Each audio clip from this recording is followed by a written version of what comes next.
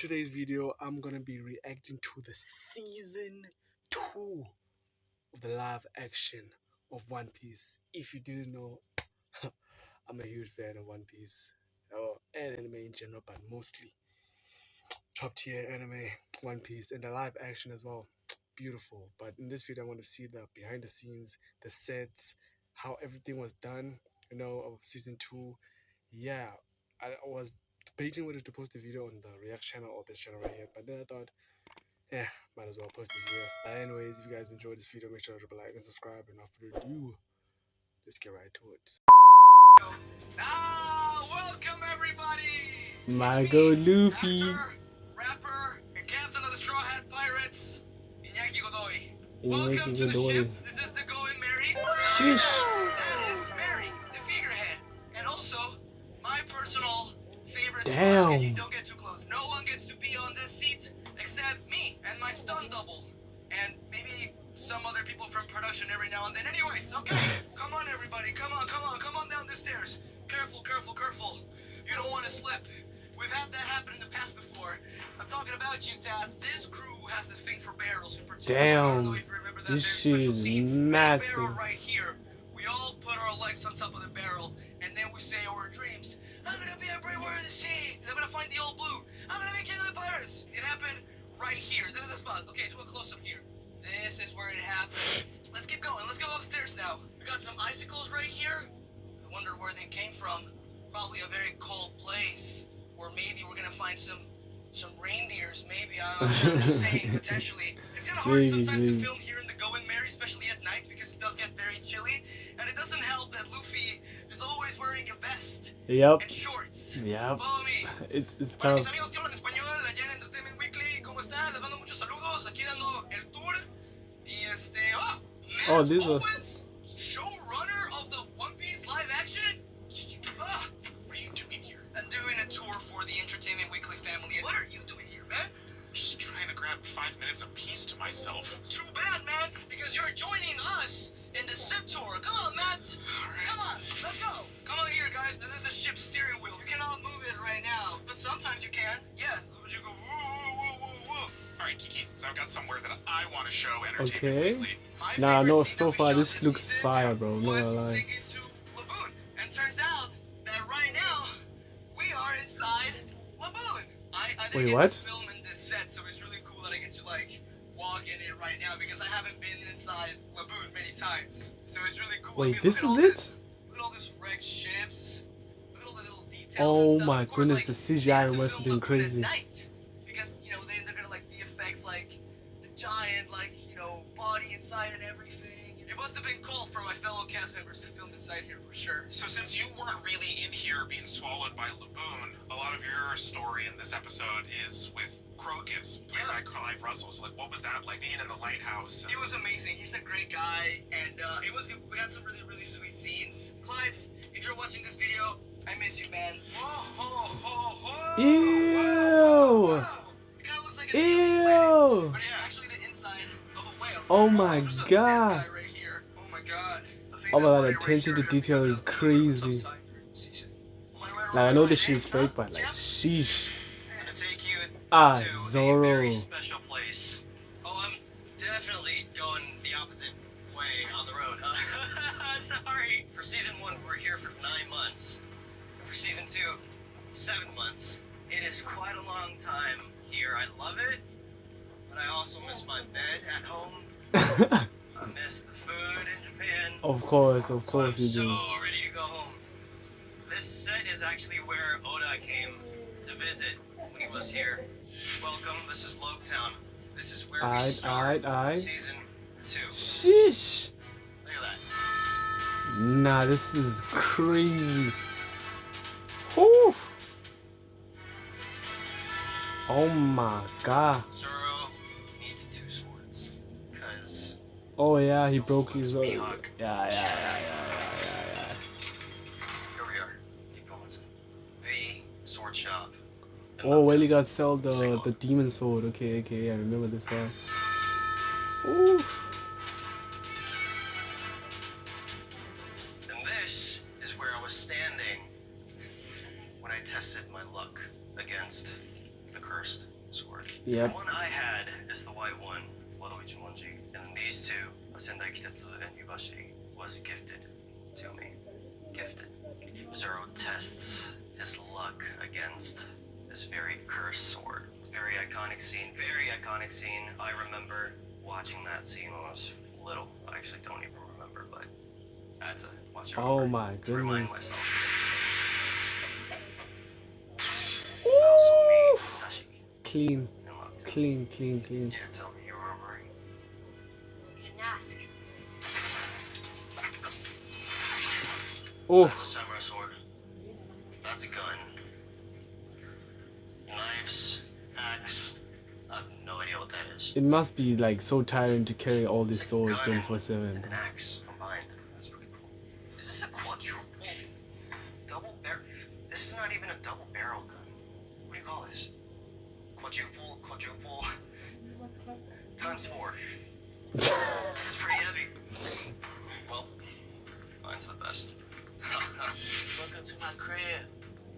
Take off your shoes. Don't crunch anything.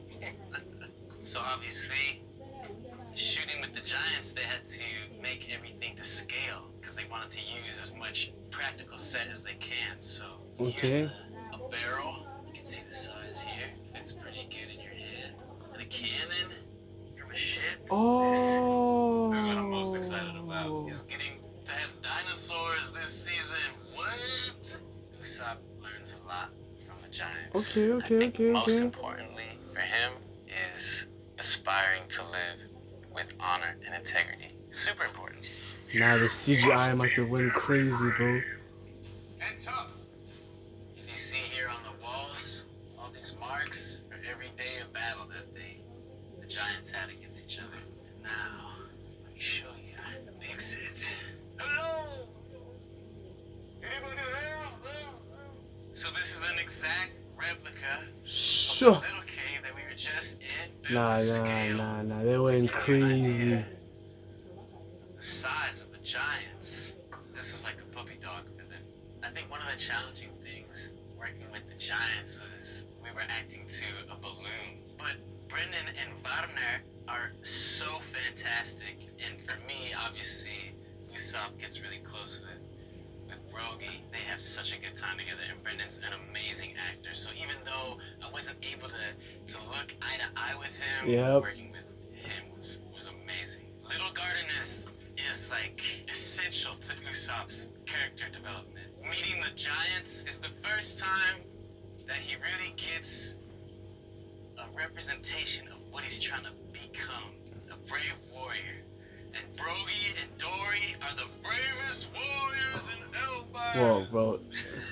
Okay, they must really get to Chopper, bro, cause I want to see like the CGI behind that shit. Cause they Chopper, And what starts that off one as is tough. him being super terrified because he thinks he's gonna be eaten, which is not funny and not cool.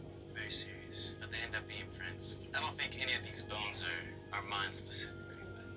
But one of the most special elements on the show is the set design. These are real plants. This is a real. No, I'm just kidding. That's not real. But it's beautiful. And to have it be practical is really something special. Thank you guys for coming and checking out the Giant Cave. That was I'm a little cool. The hungry. CGI was Taz! insane. Oh, Taz! Hey, buddy! Oh, Can I get some Sanji. food? Yeah, come in! I'm extremely nervous. Come in, come in! Okay, well, you're not under the bed.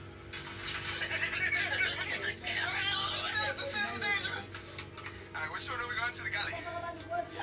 Cool! Hi, I'm Taz. Let me show you the kitchen. This is the first set that I ever shot in. Ooh. I was so nervous and I kept forgetting the 2 lines that I was trying to get to grips with like the stove that kind of needs to be lit manually, which kept turning off in the scene.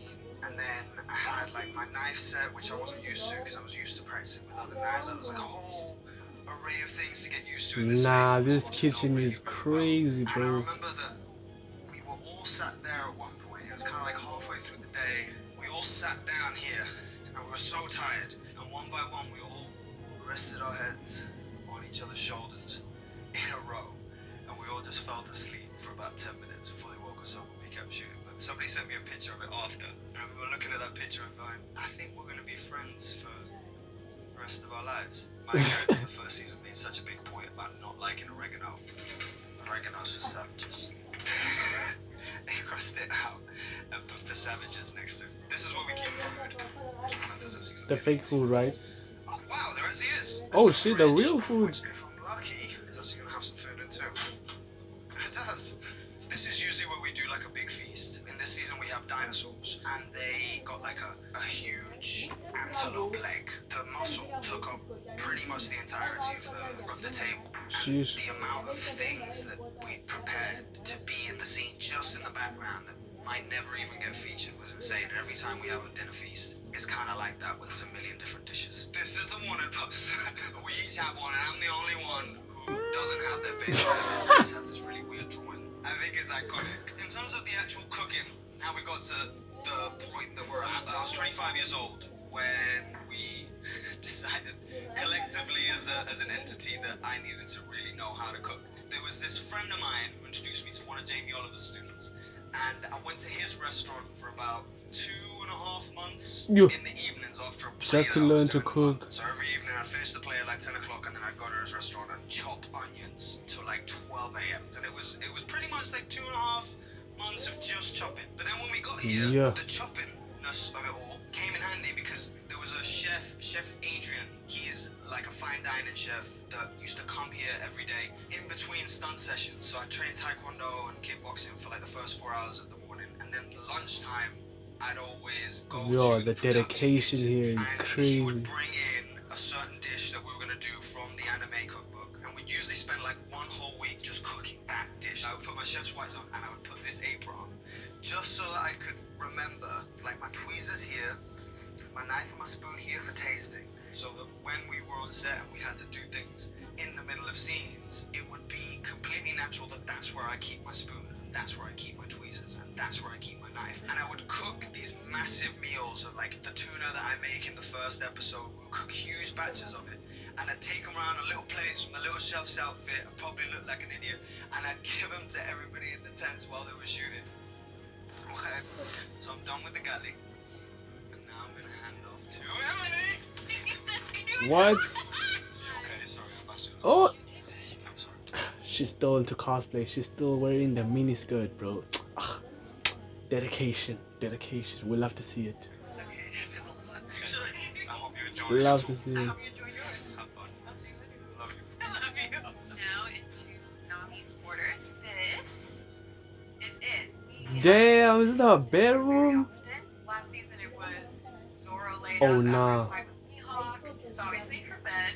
Very comfy. It swings as well. I wonder if it would actually be comfortable or if you just want to puke all the time. Over here, we have actually the famous Grand Line map. And this is something that we saw in season 1. We bring it back for this season because we actually enter the Grand Line and we go up Reverse Mountain. So this is the map that I look at to try and figure out, okay, what does all of this mean? And then I discover, oh, it's Reverse Mountain. We have to go up a mountain. So we have a collection of maps there. This is also her map desk, where usually we see her in the show working on maps up on the top deck, because that's usually where she does her rough sketches, especially once she's into the Grand Line. You know, they're back on the boat from whatever adventure they were on whatever island they were on, and she's doing the rough sketch, trying to make sure she just has a general idea of it, and then she'll come down here and she'll finish it all up. So this is very much like her happy place. And then also, we have a panda, and then this bandana that I wore in season 1, and I actually stole 2 or 3 of them. We've got like different letters here, which I would love to think that these were maybe from like Nojiko or anybody from her village. What else is there? Little doodles on the wall, which I think is such a lovely detail, just to see that she's really kind of made this space her own. And then, of course, along with more the books, attention to detail she is has crazy. a collection of seashells, which, you know, per the manga, it's from Shellstown. And then, of course, over here we have another manga-accurate thing. Cherries in the little glass. Very cute. And then, of course, over there with the bags, this is Nami's classic bag that you see her in all the time. And also where she keeps her magical bow staff, which comes out of nowhere, and we don't know why, but it does, because this is an anime adaptation. Yep. She's so soft as well. Really great love I it. was And wondering then what also, bag which I think is, is because I haven't insane, seen Nami they carrying a dressed in bag. a shark in here. That feels offensive. And then of course, Nami's a fashion girly. How's this? Still Nami. I said I'm wearing black. I hate you guys. So along with a bunch of clothes, Nami of course has all the accessories to go along with it. And it seems to be a lot of costume jewelry, which is very much not my style, but I support her. And then of course we've got an eye mask. Is she stealing this? I'm I gonna put think on she, backwards I because think she's stealing this, bro. my makeup artist will kill me if I do it the other way. Oh great, we have more necklaces I gotta add on. Yeah, she's definitely stealing this. She's definitely Weird that I stealing have this. this in this room because this feels like a massive nod to our big bad of this season. I'm really kind of racking up all of the bad guys. I've got the bad guy from season 1 right over there. I've got the bad guy from this season right here. Maybe I'm trying to like get over my trauma by making friends with them in a Nah, she's low-key stealing this, bro. sort of way. Not accurate. Oh, The never window mind, she put it here, back. you can see the ocean. Which What? obviously it's not a real ocean, but CGI. there's these little silver sparkly bits of paper that when they blow the wind on it, they'll flutter. And it looks just kind of like sparkling water. But let's go take a closer look, because I feel like she get the full picture. Excuse the Drum Island bunny. Oh But my you can god. see really what it looks like, which is just a giant. No, the CGI is crazy. So basically, damn, you must pretend that you're in the ocean, but you're standing still. Photos of water with sparkly paper on it. That's And crazy. then they just let it ripple in the wind. But it's so cool because you would never really know unless you knew that this Acting was is here. cool, And now you but know. And so no. I'm sorry I kind of like ruined the fantasy for you guys. Or maybe I brought more fantasy. Seeing all of this come together behind the scenes to make the show that we made just makes it better for me. So I hope it makes it better for you too. Bro. Before I leave you guys, I have one more thing I want to show you because I think it'll give you a little peek into what you're going to see next. These are our amazing wax figures. Oh, The first time I saw okay, them, they okay. were at location Okay. and they were wrapped in plastic and it just looked straight out of a horror movie. But then of course you look at Zoro and you see him in his pose and you're like, Oh, the iconic. yeah, maybe he was right. Maybe that is really, really cool. You should have done that as well. That's so cool, bro. One more thing I want to show you before we finish this video. This is the wax house. It's cool, isn't it? There's this scene where a vulture and an otter with a machine gun are supposed to be firing at me. And in order to achieve that, we had to rig this entire row with explosions, bomb pods that are buried inside the ground. I know that my action was so clear. I had to walk to the end of this row, stand by this shrub, at which point I was going to look up. A drone was going to come. When I saw the drone, one explosion was going to happen. At which point, I was supposed to turn around and start sprinting down this row, and then all the explosions were going to detonate behind me. But as soon as I take 2 steps, the entire row of explosions Started to just go. started going on. I Yeah. couldn't stop. I knew I couldn't stop. I knew that the point at which all the things the director had said could go wrong went wrong. I had no choice but to just keep running. So as I'm sprinting down, I already can't see anything because there's just dust and debris coming up, and there's still a second row of explosions exploding. Oh my As I run, god. and I'm dodging these trees. I'm jumping over the shrubs. I'm dodging little explosions that I can feel going off on the back of my heels or in front of me. But I jumped over this Shit. shrub, and I knew that the point at which I jumped over this shrub, I must have been close to the house. Because I couldn't see anything, I was just guessing on where I was going, and I knew I had to jump through the door of the house. But because it was so cloudy, I just had to take a guess. And I ended up jumping through that pillar. You can see it in the take. My body just Ooh. jumps, and I just go bam. And thankfully it was made out of wax, so it didn't really matter. So yeah, I land here, bang. I realize I've just snapped the pillar, and I realize the explosions are still going off. So after I land, I just fall into the house. And I remember I ended up kind of about here in a little ball, covered in dust, and I still couldn't see anything. Everything goes silent for a minute. And then I just hear Corey shout, R.A.D., from the background. Everything okay? Yeah, I'm okay. Okay, medics stand down. And then everyone rushed in, and it was like a cool moment. And the show was Damn. epic. I'm glad it went wrong. This whole Oh, house in general was a shit. feat of engineering. I know it was a really difficult thing to build. We have a little replica, Mr. Three's ship, made in wax. Yeah, the attention to detail is crazy, bro. They didn't need to add this, bro, but they just did. Like, none of these are empty blank Beauty, pages. And these are also things that beauty. people are just never gonna necessarily see. We have Yep, wall paintings, but it's the thought that which I believe counts. were because of like famous paintings, but redone in wax. Mr. Three's keys were also covered in wax. And this is like an actual suit that they covered in actual wax. What? See that up there? A crane was hanging over this house with a wire thread through that hole so that we could do some of the stunts that we had to do in here. Hi, Entertainment Weekly. It's been an absolute pleasure. Whoa, that was insane, bro. That was